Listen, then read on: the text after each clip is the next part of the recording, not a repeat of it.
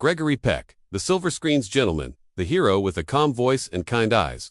To the world, he was the ultimate father figure. But behind that graceful image was a man shaped by loneliness, betrayal, loss and secrets he carried. To the grave, he was just 3 when both his parents walked out on him. Not one, both. Neither wanted him, abandoned, unloved, and forgotten. His savior, his grandmother, she gave him a sliver of hope.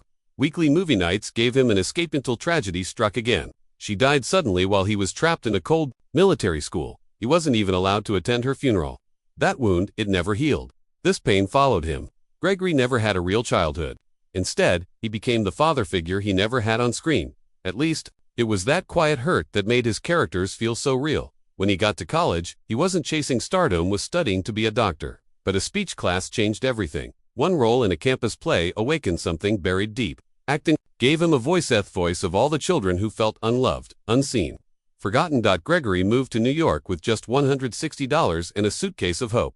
His first 3 Broadway plays. Flops, but he didn't quit. Critics didn't love the plays, but they saw something in Hyman intensity, a quiet fire. Hollywood took notice. World War II opened a door. Many actors were away fighting, and Gregory, unable to enlist due to a back injury, got his big break. Soon, he was the man producers fought to cast. In just 5 years, he earned 4 Oscar nominations. He played priests, fathers, warriors, but one role changed everything. Atticus Finch in To Kill a Mockingbird, the father America wished it had, the conscience the world needed.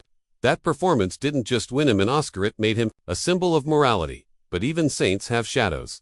While filming Spellbound, Gregory fell deeply in love with his co-star Ingrid Bergman. Both were married to other people. The affair was passionate, secret, and lasted for decades in silence. Gregory only admitted it 40 years later, long after her death. It was a romance that shook his carefully curated image. His personal life was as rocky as his screen performances were steady. His first marriage cracked under the weight of fame. And then, the tragedy no parent should endure. In 1975, his eldest son, Jonathan, took his own life. No note, no reason, just a devastating silence. Gregory was in France. He never forgave himself. The guilt lived in his eyes, his voice, his soul. His other son, Tony, spiraled into alcoholism. Fame didn't protect them, it exposed their wounds. But Gregory stood by him, holding on tighter when the world turned away. Tony later said, "My father never let me down. Not once." Even after loss and heartbreak, Gregory made a stunning comeback in The Omen, proving he still had the magic. A new generation saw him as more than a legend, was a survivor. When he passed away in 2003, the world lost more than a movie star. They lost a man who embodied strength wrapped in sorrow, grace built on grief. Gregory Peck wasn't just a hero. On screen, he was a man who faced demons, held on to hope, and lived with pain but chose compassion anyway. He taught us that even broken hearts can change the world.